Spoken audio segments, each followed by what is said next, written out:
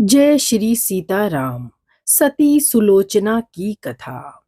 सुलोचना वासुकी नाग की पुत्री और लंका के राजा रावण के पुत्र मेघनाद की पत्नी थी। लक्ष्मण के साथ हुए एक भयंकर युद्ध में मेघनाद का वध हुआ। उसके कटे हुए शीश को भगवान श्री राम के शिविर में लाया गया था। अपने पति की मृत्यु का समाचार पाकर सुलोचना ने अपने ससुर रावण से राम के पास जाकर पति का शीश लाने की प्रार्थना की, किंतु रावण इसके लिए तैयार नहीं हुआ। उसने सुलोचना से कहा कि वह स्वयं राम के पास जाकर मेघनाद का शीश ले आए, क्योंकि राम पुरुषोत्तम है, इसीलिए उनके पास जाने में तुम्हें किसी प्रकार का भय नहीं करना चाहिए। रावण के महापराक्रमी पुत्र इंद्रजीत यानी मेघनाद का वध करने की प्रतिज्ञा लेकर लक्ष्मण जिस समय युद्ध भूमि में जाने के लिए प्रस्तुत हुए, तब श्री राम जी ने उनसे कहा, लक्ष्मण, रण में जाकर तुम अपनी वीरता और रण कौशल से रावण के पुत्र मेघनाद का वध कर दोगे, इसमें मुझे तनिक भी संदेह नहीं है। परंतु एक बात का विशेष ध्यान रखना कि मेघनाद का मस्तक भूमि पर किसी भी प्रकार से ना गिरे, क्योंकि मेघनाद एक नारी व्रत का पालक है और उसकी पत्नी भी परम पतिव्रता है। ऐसी साध्वी के पति का मस्तक अगर पृथ्वी पर गिर पड़ा तो हमारी सारी सेना का ध्वंस हो जाएगा और हमें युद्ध में विजय की आशा त्याग देनी पड़ेगी। लक्ष्मण अपनी सेना लेकर युद्ध भूमि में चल पड़े। समर भूमि में उन्होंने वैसा ही किया। युद्ध में अपने बाणों से उन्होंने मेघनाद के मस्तक को उतार लिया, परंतु उसे पृथ्वी पर गिरने नहीं दिया। हनुमान जी उस मस्तक को रघुनंदन के पास ले आए। मेघनाद की दाहिनी भुजा आकाश में उड़ती हुई उसकी पत्नी सुलोचना के पास जाकर गिरी। सुलोचना चकित हो गईं। दूसरे ही क्षण अत्यंत दुख से कातर होकर विलाप करने लगीं, पर उसने भुजा को स्पर्श नहीं किया।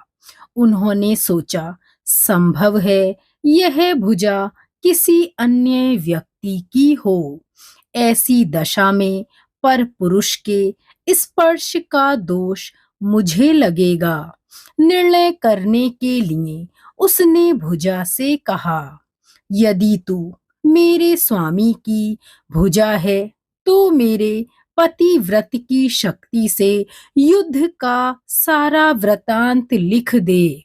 भुजा में दासी ने लेखनी पकड़ा दी। लेखनी ने लिख दिया, प्राण प्रिय, यह मेरी ही भुजा है। युद्ध भूमि में श्री राम के भाई लक्ष्मण से मेरा युद्ध हुआ। लक्ष्मण ने कई वर्षों से पत्नी, अन्न और निद्रा छोड़ रखी है। वे तेजस्वी एवं समस्त दैवीय गुणों से संपन्न हैं। संग्राम में उनके साथ मेरी एक भी ना चली। अंत में उन्हीं के बाणों से विद्ध होने से मेरा प्राणा अंत हो गया। मेरा शीश श्री राम जी के पास है।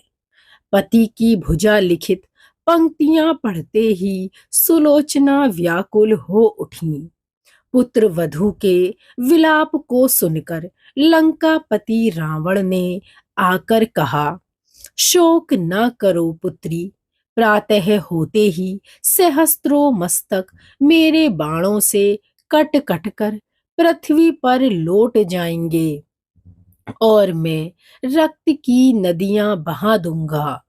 करुण चित्कार करती हुई सुलोचना बोली, पर इससे मेरा क्या लाभ होगा पिताजी?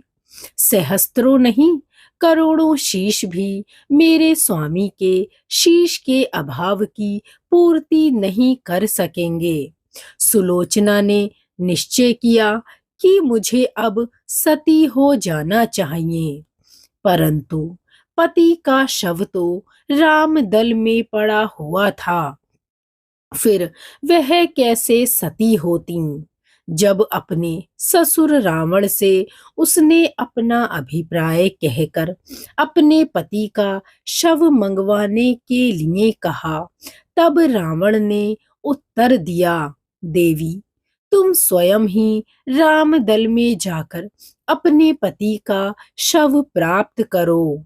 जिस समाज में बाल ब्रह्मचारी हनुमान, परम जितेंद्रिय लक्ष्मण तथा एक पत्नी व्रती भगवान श्री राम विद्यमान है, उस समाज में तुम्हें जाने से तनिक भी डरना नहीं चाहिए। मुझे विश्वास है इन स्तुत्य महापुरुषों के द्वारा तुम निराश नहीं लौटाई जाओगी।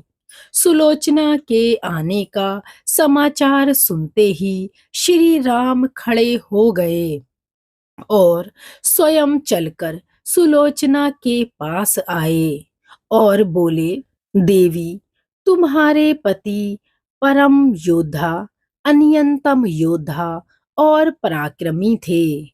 उनमें बहुत से सद्गुण थे, किंतु विधि की लिखी को कौन बदल सकता है? आज तुम्हें इस तरह देखकर मेरे मन में पीड़ा हो रही है। सुलोचना भगवान श्री राम की स्तुति करने लगी। श्री राम जी ने उन्हें बीच में टोकते हुए कहा, देवी, मुझे लज्जित ना करो। पतिव्रता की महिमा अपार है, उसकी शक्ति की तुलना नहीं है। मैं जानता हूँ कि तुम परम सती हो और तुम्हारे सतीत्व से विश्व भी थर्राता है। आपने स्वयं यहाँ आने का कारण बताओ। बताओ कि मैं तुम्हारी किस प्रकार सहायता कर सकता हूँ। सुलोचना ने अश्रुपूर्ति नयनों से प्रभु की ओर देखा और बोली, राघवेंद्र, मैं सती होने के लिए, अपने पति का मस्तक लेने के लिए यहाँ पर आई हूँ।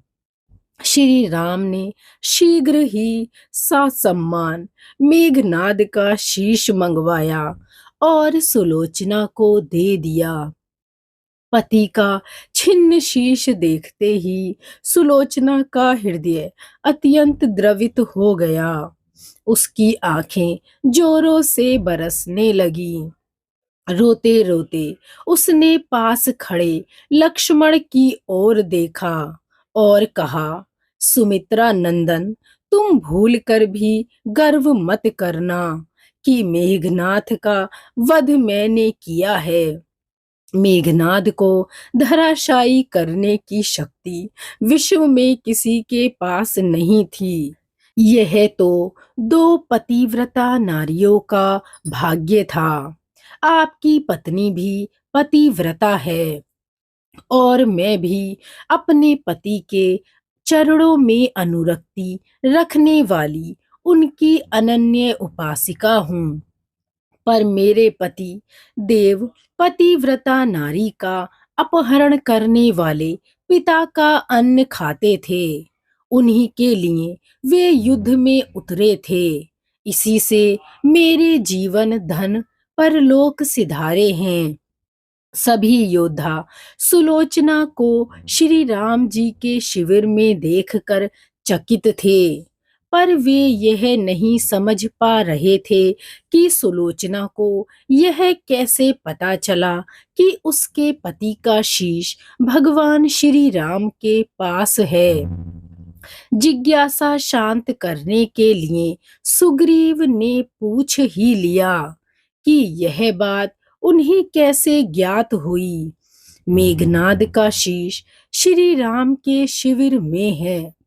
सुलोचना ने स्पष्टता से बता दिया कि मेरे पति की भुजा युद्ध भूमि में उड़ती हुई मेरे पास चली गई थी। उसी ने मुझे लिखकर बता दिया था। व्यंग्य भरे शब्दों में सुग्रीव बोल उठे, निष्प्राण भुजा यदि लिख सकती है, फिर तो ये कटा हुआ सिर भी हंस सकता है। श्री राम ने कहा, व्यर्थ की बातें ना करो मित्र।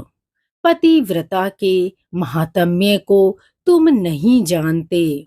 यदि वह चाहे तो यह कटा हुआ सिर भी हंस सकता है। श्री राम की मुख कृति देखकर सुलोचना उनके भावों को समझ गईं। उन्होंने कहा, यदि मैं मन, वचन और कर्म से पति को देवता मानती हूँ, तो मेरे पति का यह निर्जीव मस्तक हंस उठे। सुलोचना की बात अभी पूरी भी नहीं हुई थी कि कटा हुआ मस्तक जोर जोर से हंसने लगा और यह देखकर सभी दंग रह गए। सभी ने पतिव्रता सुलोचना को प्रणाम किया। सभी पतिव्रत की महिमा से परिचित हो गए थे। चलते समय सुलोचना ने श्री राम से यह प्रार्थना की, हे भगवान, आज मेरे पति की अंत्योष्टि है। मैं उन्हीं की सहचरी उनसे मिलने जा रही हूँ। कृपया आज युद्ध बंद रहे। श्री राम जी ने सुलोचना की प्रार्थना स्वीकार कर ली। सुलोचना पति का सिर लेकर वापस लंका आ गईं और लंका में समुद्र तट पर एक चंदन की चिता तैयार की गई। पति का शीश गोद में लेकर सुलोचना चिता पर बैठी और धधकती हुई अग्नि में कुछ ही क्षणों में वह सती हो गईं। तो बोलिए, सती सुलोचना की जय।